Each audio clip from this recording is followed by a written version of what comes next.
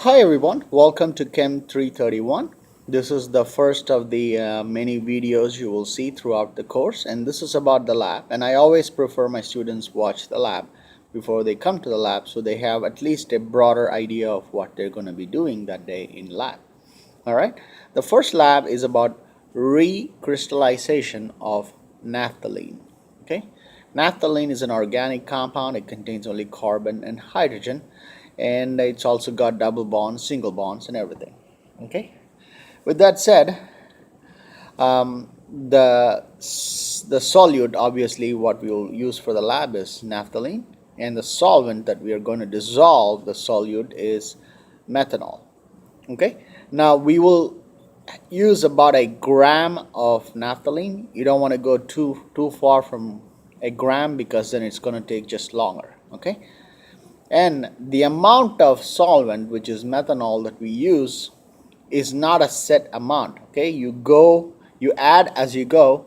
You don't want to add too little, you don't want to add too much. Okay, you will see me do it when I do the lab. Okay, so we dissolve about a gram of naphthalene in enough solvent, let me say it that way, so that it dissolves, and then we allow it to cool it so it will crystallize, and then we separate out the crystal and discard whatever the waste is in the waste container. Okay, with that said, typically all the labs that you will do, you may not be able to complete the entire lab in one go, simply because at least the lab that involves crystallization takes time. Okay, so when you do the lab, you would probably stop where you have dissolved enough, or where you've dissolved all the solid.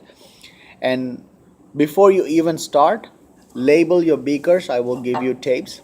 Label your beakers with all your group members' name.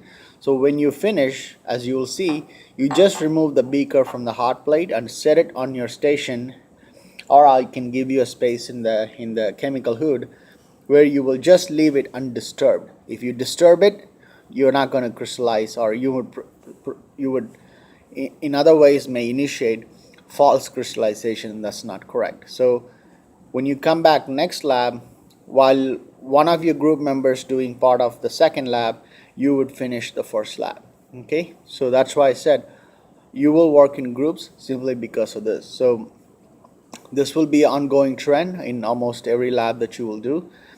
That doesn't mean you're incomplete. You just cannot complete that lab that day because of natural restrictions on how things go about. All right, you cannot speed up crystallization, and it needs to be undisturbed for at least 24 hours.